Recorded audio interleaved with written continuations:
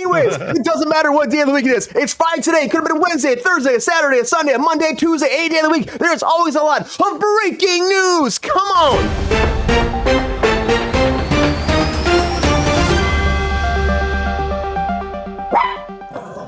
Peppy does not like the breaking news. So the very first thing I want to talk about right now is Michael J. Fox, because Michael J. Fox was doing an interview recently saying, hey guys, I'm going to come back to acting. He wants to come back. Now, he retired back in like 2020. And of course, he has Parkinson's disease. He got, diagnosed with it back in 1991. That's a long time ago. And he's been trying to like step away. And he was talking about watching, it's all, what was it? Once Upon a Time in Hollywood. And he was saying there was a scene where DiCaprio started punching shit because he couldn't remember his lines. He goes, I lived that in my life. And once that happened, I knew I had to step away. And so he did for a long time.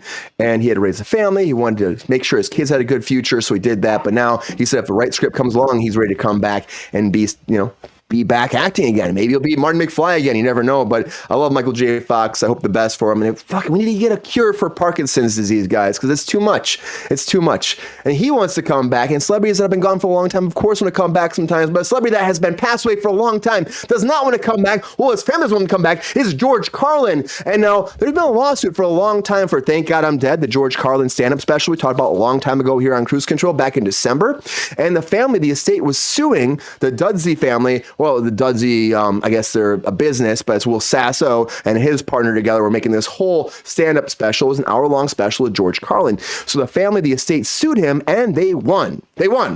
Officially, it's done. They came forward that they have to delete everything off YouTube. They can't use George Carlin's likeness. They can't use his voice. They can't do any of this AI because the family owns the rights. It's a big step moving forward for AI, and it makes me, a little bit of positive about the future of AI. Maybe this will be a standard, and that's what the family wants to be, a standard for guidelines, people that are trying to resurrect dead comedians, actors, musicians, and make different projects with them without the family and, of course, the estate's permission. Big win for them. And honestly, hopefully this leads to more because AI has to be regulated. And this is a good big win for actors who have passed away.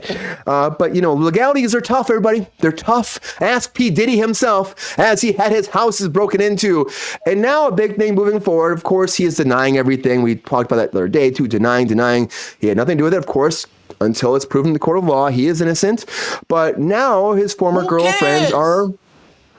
Peppy, people care about this. They do, man. He says he's innocent, and the family, the families of all the girlfriends and stuff have come forward. They're upset. Well, Cassie, the big one that came forward that they were supposed to be suing him and then took a deal with him behind closed doors, apparently has $multi-million. She stepped down. Well, she's working with the feds now. And she's the one that said that he threatened to blow up her boyfriend's new car, and then the car blew up in his driveway. So... makes you wonder what P. Diddy's doing behind closed doors.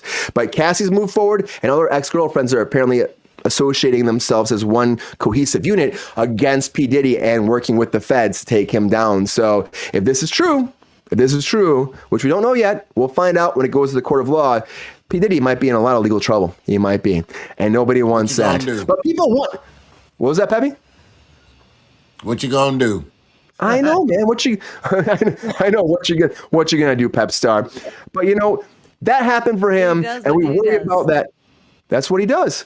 But something we want that legally to work out is Paramount to be saved, everybody. And Paramount might have a deal very soon with Skydance. Now, we went back and forth about this. I know Byron Allen came forward with his production company trying to buy it. And there have been multiple people being like, we want to buy Paramount. We want to buy Paramount. Well, now, Skydance are the last ones right now. They have an exclusive deal right now for the next 30 days to try to find some kind of common ground to buy Paramount Studios. Now, if this happens, it will actually save Paramount. And I think because Skydance worked with them for a long time, they will just be in conjunction. They'll make more projects and things will move forward like they used to. And Paramount will be a studio that will keep flourishing into the future, which we always hope will be. But a tentative deal has been reached. It's not official, but the deal is really, it's a 30-day exclusive negotiating window. So if this goes down in the next 30 days, we might have a deal, have this signed, sealed. Stocks are rising because of it. And Skydance wants to save Paramount. So hopefully it does. Diddy, done. LOL. Thanks, Ty Boogie. You're right. He might be done. Dun. But Paramount might not be because of this deal. So hopefully it works out. But, they're just trying to save themselves. They're trying to, sky dance into the future. And also, Supergirl will fly into the future too, because Supergirl is moving forward over there at DC Studios. And they have finally found a director that is right. Finally. The Cruella director and the I, Tonya director has now been signed on for this, Craig Gillespie. And he's going to be helming this new movie with, of course, Peter Safran and James Gunn signed him on. And the idea is the script's written. They're ready to move forward with this after Superman, I think it's Superman, then it's going to go Peacemaker, then this will actually start shooting next year.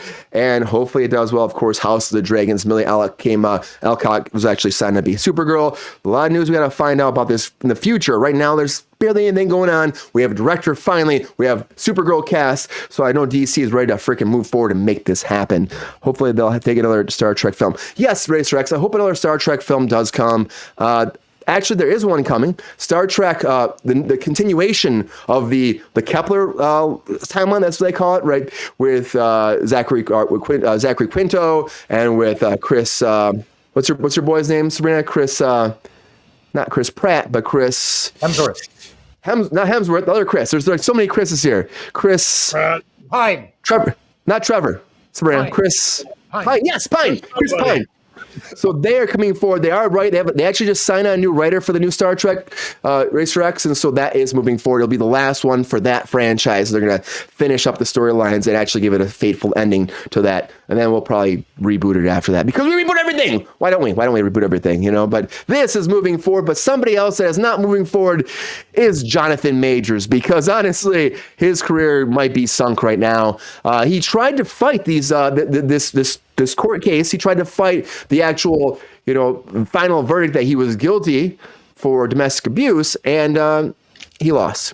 Of course, the judge came forward. Judge Michael Gaffey came forward and said there's no grounds to ask for a dismissal of the trial, and now sentencing will begin April 8th. We're going to find out. He could serve up to a year in jail, but he tried, and I guess his team and him must be pretty bummed out that it's not going to happen.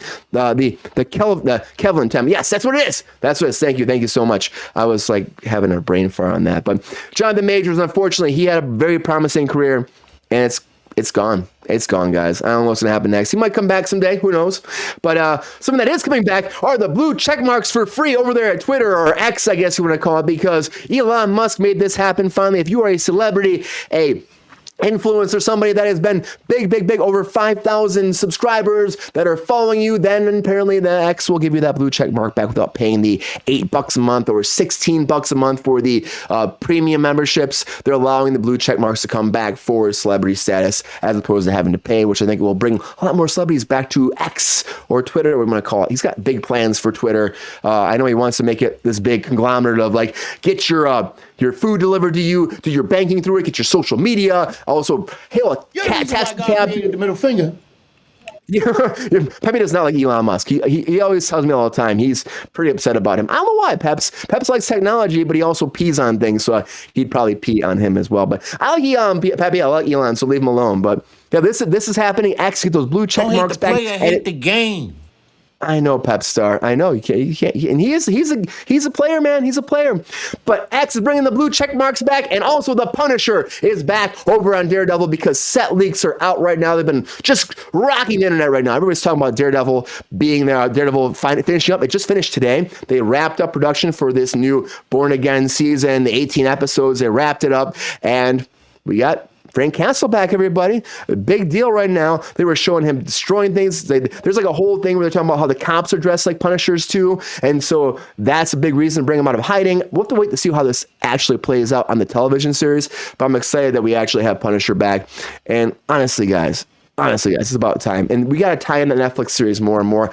Bloody good times over there. But also a bloody good time is the Boondock Saints. And they're coming back, too, for a third movie. They're coming back. And, of course, you have back Redis and Young Indiana Jones Chronicles Flannery coming back to play the titular characters in this. There's no director attached to it. We don't know about the script or anything like that. But we do know that it is moving forward. Now, I hear that the script that they're working on is going to be fantastic. That's what I've been told. But, I mean, they say it online, but you don't know until you actually see it. But Boondock Saints is moving forward, the third one with the original cast. So if you love this franchise, you're getting one more, and it will be finally finishing up.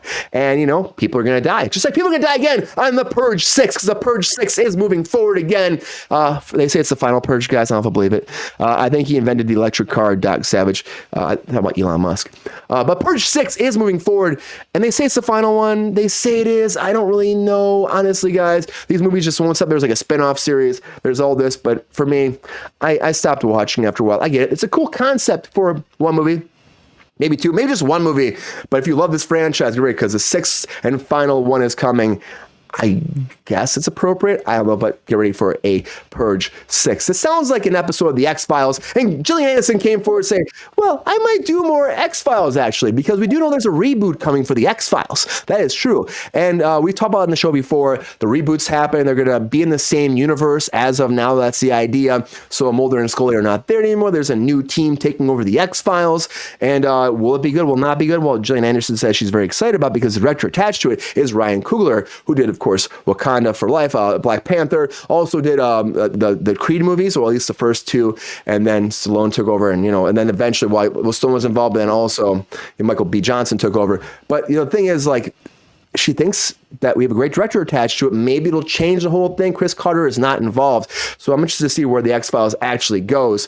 And if it does work out and the reboot works, look what just happened today. It's breaking news. Breaking news, too, is that Quantum Leap was canceled, too. And they tried a new direction after 2 seasons. It did not work out. So, I mean, it got 2 seasons. That's great. But for longevity, will this last? Will reboot last? I don't know. People like Mulder and Scully will have to wait and find out. People also like Cillian Murphy in 28 Days Later. But, we had 28 months later. But now we have 28 years later coming. And we finally have an actress attached as the final star of this project. That's Jodie Comer coming forward, and she was in Free Guy. I think of her all the time. She was the romantic lead in Free Guy, and she's gonna be helming the franchise. I want to do 3 movies, make it a trilogy. Will it be good? Will it not be good? I mean, it makes sense. You do 28 days later, 28 months later, then you go to 28 years later. So to me, it's kind of cool. It makes sense. I remember Ethan Hawke with his original Purge. Yeah, the original Purge was great, Doc Savage, but then it kind of became this whole, I don't know. They're just trying to keep something going then without the actual star power, without the people that actually make it worthwhile, without how many times you do the Purge. It just gets like whatever. It's like